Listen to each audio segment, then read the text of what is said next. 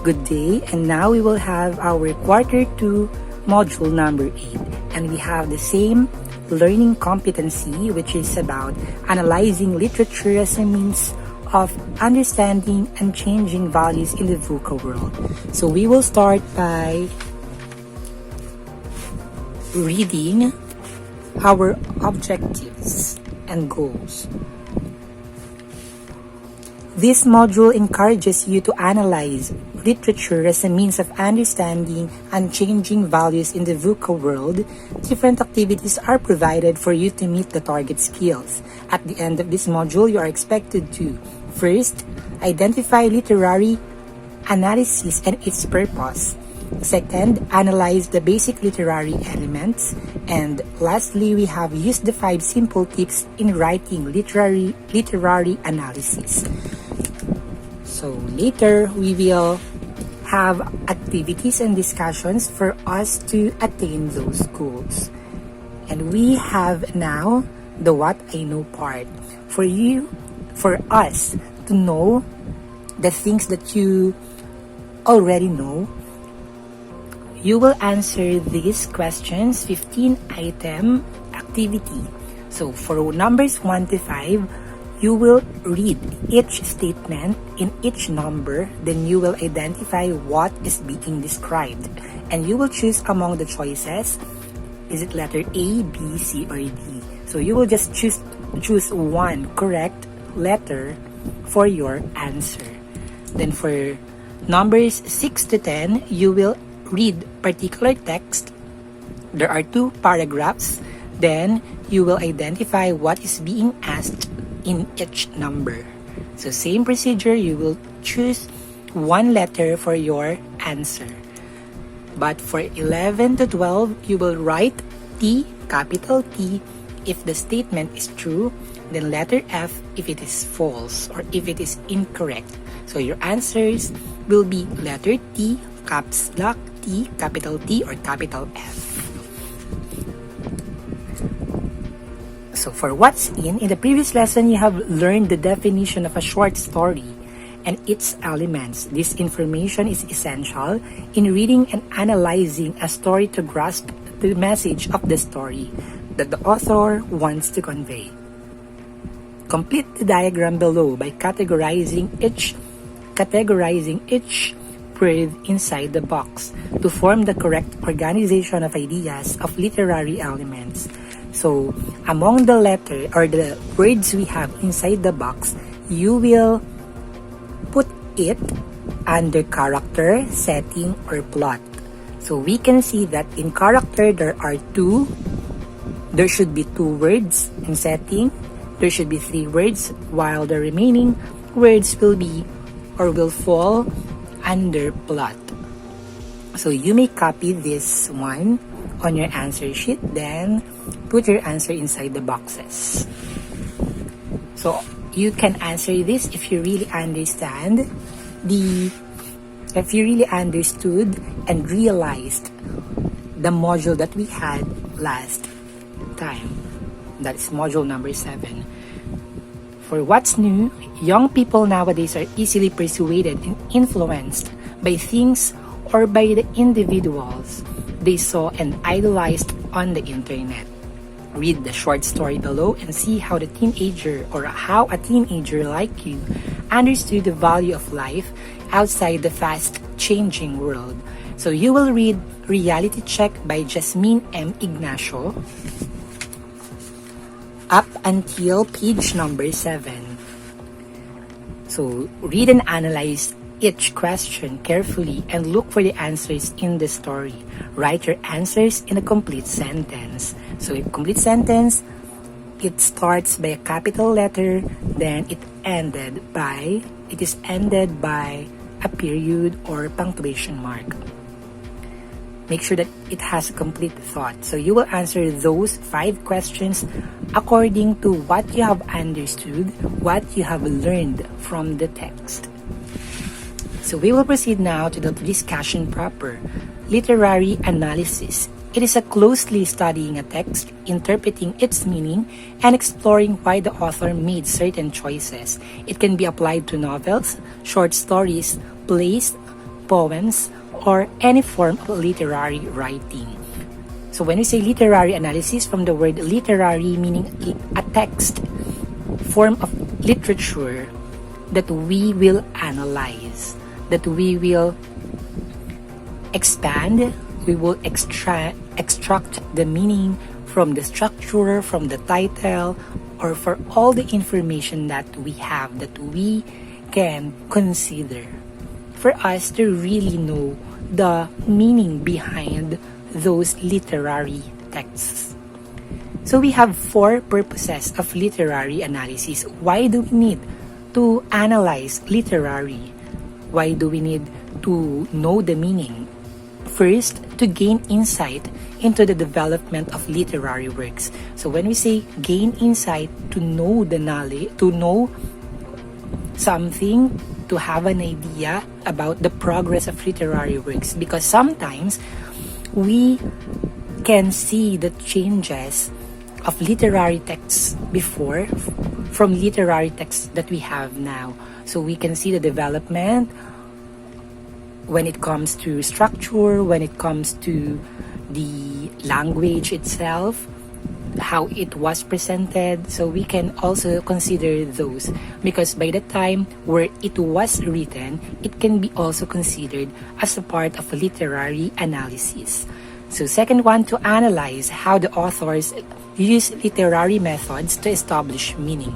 So we can also know by literary analysis what is the genre of the author, or what are the styles that he or she is using. For example, is she using the flashback where the past is being presented first, or foresee or the future first? It depends, because it is the significance or being distinct style of a writer, how he or she presented his or her text. Number 3, to realize the perspectives that the authors take to establish a theme. So sometimes the theme is really hidden. Unless you read everything, you understood everything, you will unlock what the theme is. So sometimes there are many things, there are many hints, there are many twists that you have to consider before knowing the theme. And that's a part of literary analysis, because it is not directly stated. The theme of it is not like that. It is your own analysis for you to know the theme. Number 4, to appreciate the complex nature of literature. When you say complex nature of literature, it's ever-changing. It's something that we have look at or look into, because when you say literature, it's ever-changing. Therefore, we should see, like, number 1, the development, how it was changed, how literature takes its progress. So if we learn to value and appreciate those things, then we will be open for new learnings, for new styles that can bring interesting and new horizons for us.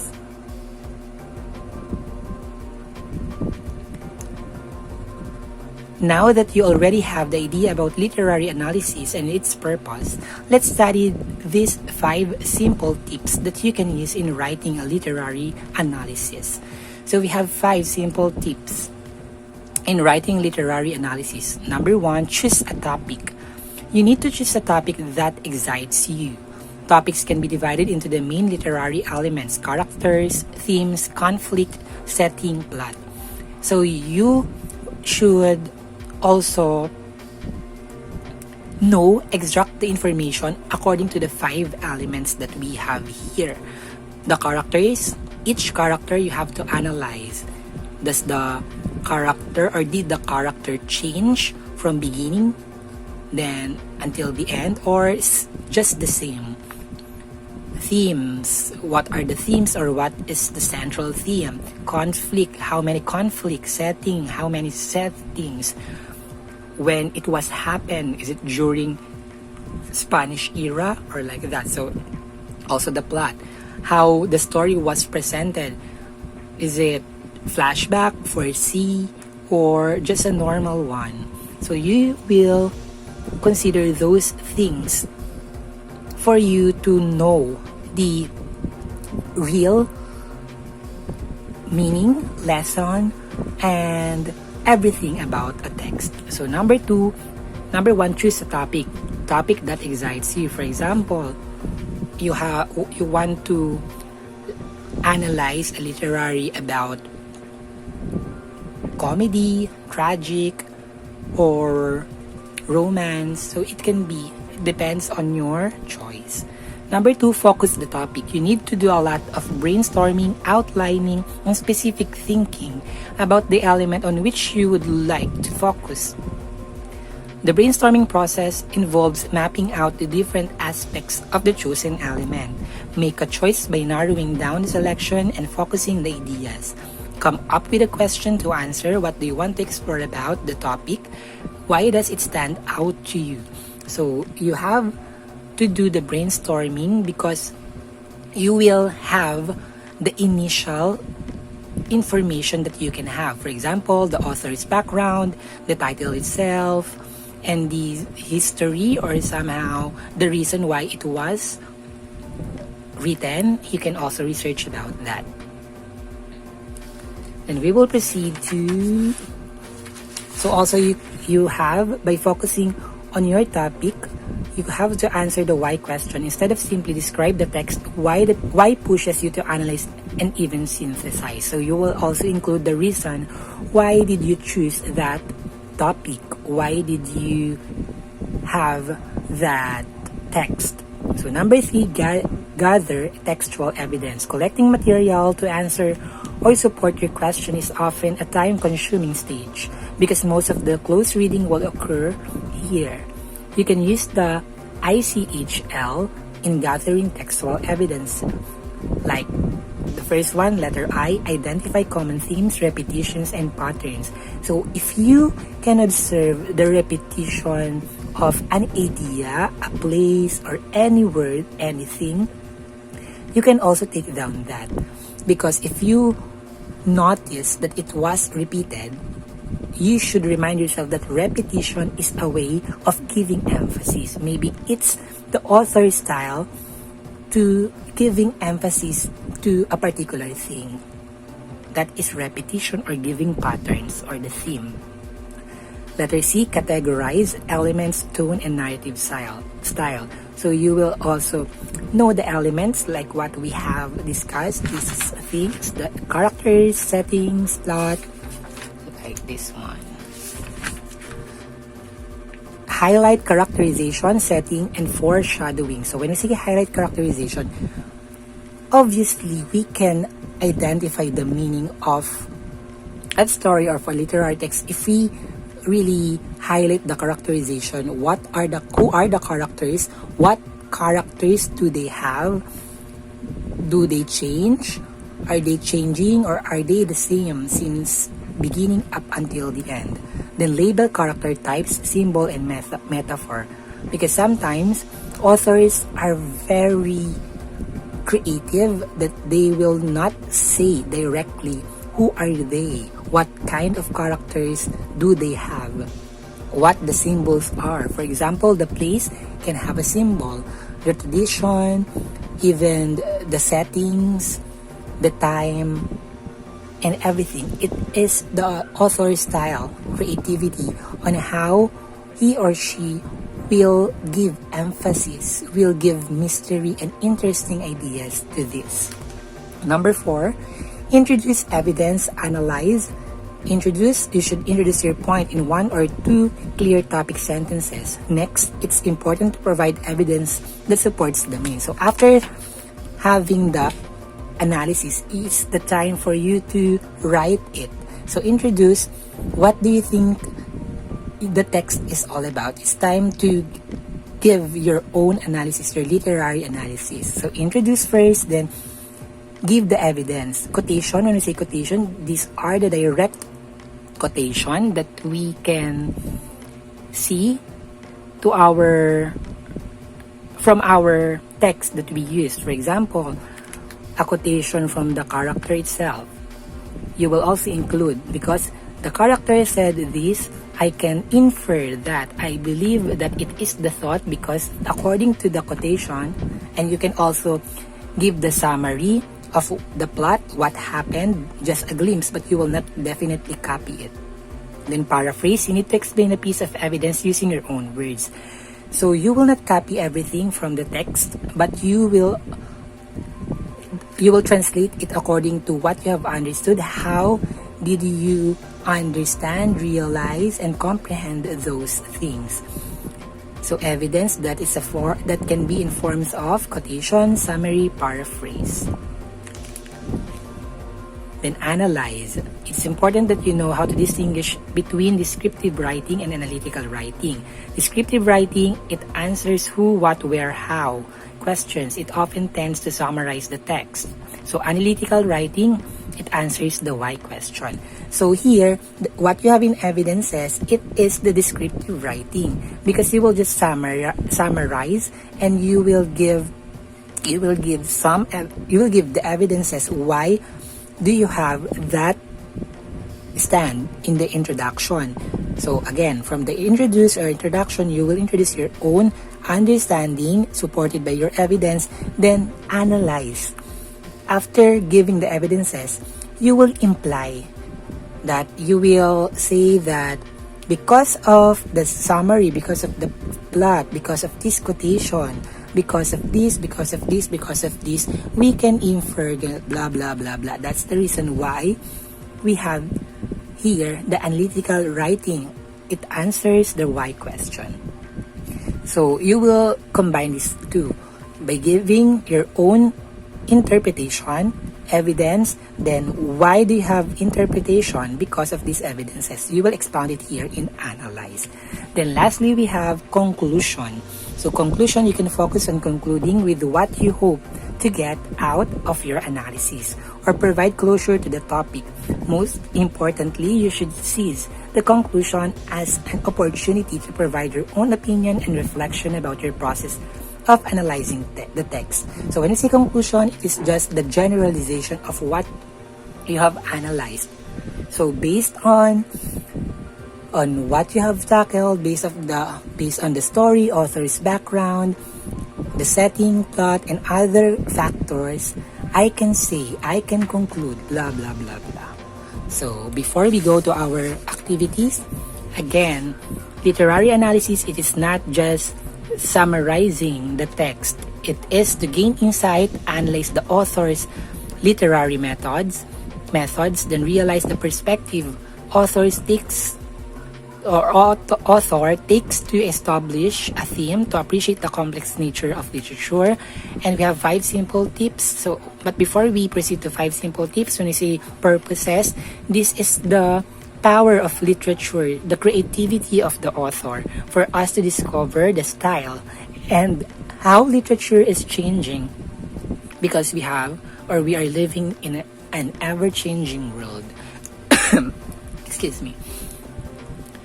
So 5 simple tips. Choose the topic, your most desired one. Then you will analyze these 3. Characters, themes, or these 5 rather. Characters, themes, conflict, setting, plot. Then focus it on the topic.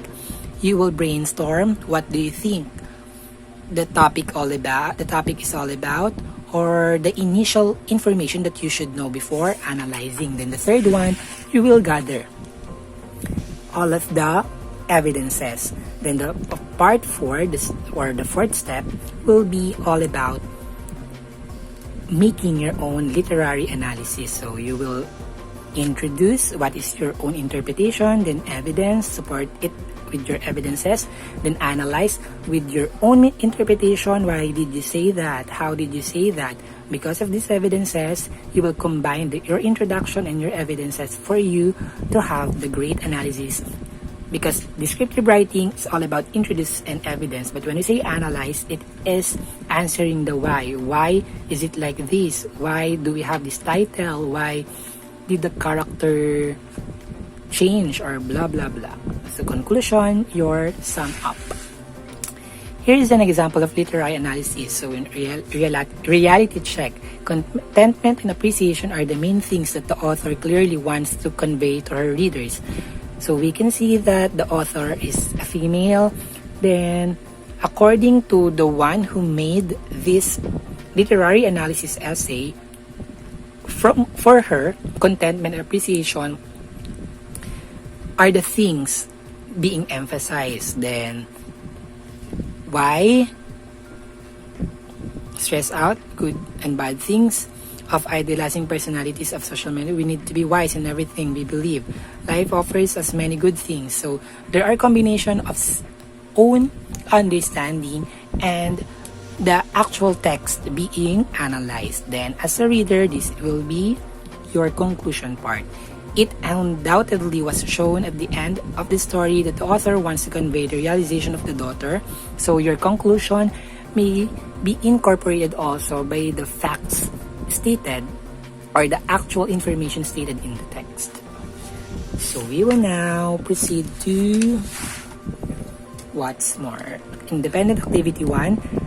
Reread the short story reality check, then use the diagram below to describe the characters in the story. Write your answers in a complete sentence. Again, complete sentence, not only word, not only phrase, not a clause, but a sentence.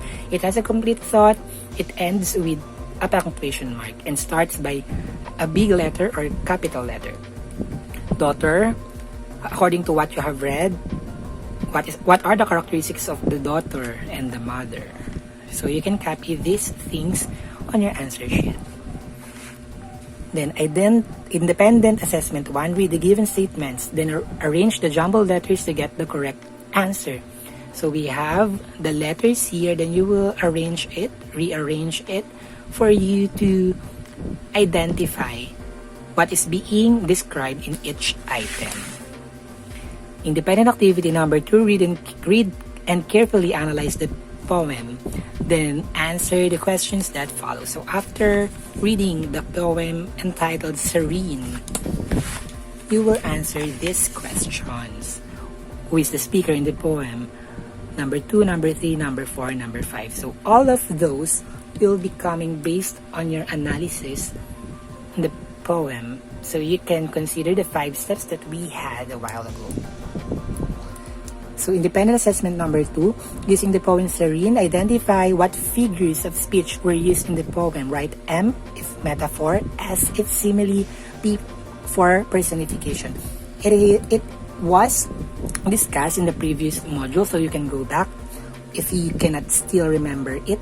But as a short review, when you say metaphor, it is comparing two objects, two unlike objects, directly.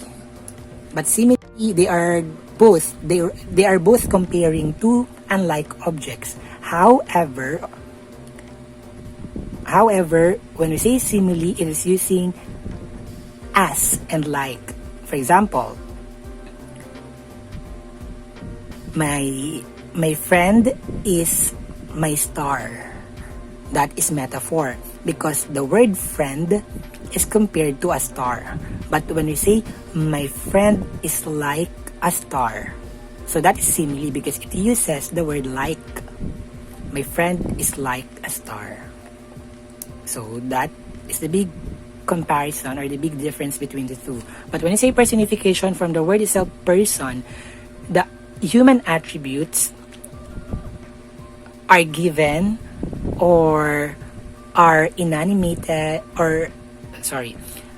from the word person, the human attributes are used in things which do not have life. For example, the grass are dancing. Grass or the waves are dancing. The wind is singing. So the human attributes, the human action being used to things which really do not have life, like a man. So M, S, P. M for metaphor, S for simile, P for personification. Then read and analyze the given statement, then arrange the following events of the short story in chronological order. So you will just write 1, 2, 3, 4, 5 based on the organization or order of the events. Then independent assessment number 3, write one sentence that will describe the people, things, and places on the list below. So you will just describe in one sentence those words, that person, place, places, thing, issue, or a challenge being faced by our world. So what I have learned, you will complete the statements below. I have learned that literary analysis is, so based on what you have learned, the purposes of literary analysis are, so you can also, because we tackled it a while ago, the 5 simple tips in writing literary analysis are, blah, blah, blah. It is all stated a while ago. Research on the poem entitled Annabel Lee by Edgar Allan Poe to review. Then use the 5 simple tips in writing literary analysis as your guide. Limit your analysis in 2 paragraphs with 10 sentences and focus to the central idea and the realization of the persona of the poem. So you will, if you have internet access, research Annabel Lee by Edgar Allan Poe, then follow the 5 steps that we had tackled a while ago. You will be guided by this rubric. If your content is very accurate, you will have 5 points relevant to the chosen topic. If your analysis is really connected, is really related to the Annabel Lee by Edgar Allan Poe, then you will have 5 points. Then grammar structure, if there is no spelling, punctuation, or grammatical errors, then you will have 5 points also. Then organization of ideas, if there is oneness and cohesion, therefore you will have 5 points, in total of 20 points. Then for assessment, 1 to 5, we will also analyze each number, what is being described in the passage. Then you will choose correct letter that will correspond to your answer. So you will read also the text, then up until 6 to 10, you will answer it based on what you have realized and what you have understood. Then, same procedure, E if it's true, F it's false, for numbers 11 to 15. Then an additional activity, write a story or a poem about bravery and courage during the time of disaster. Limit your work in 2 paragraphs with 10 sentences. Be guided using the rubric below. So, you will write a story or a poem, it depends on you, about bravery and courage during the time of disaster. Maybe it can be now, COVID-19. So it's your own choice. So you will be guided as the same criteria or rubrics that we have a while ago. And I hope that you learned. If you have questions, you are free to ask your teachers, because we will help one another even we are living in an ever-changing world.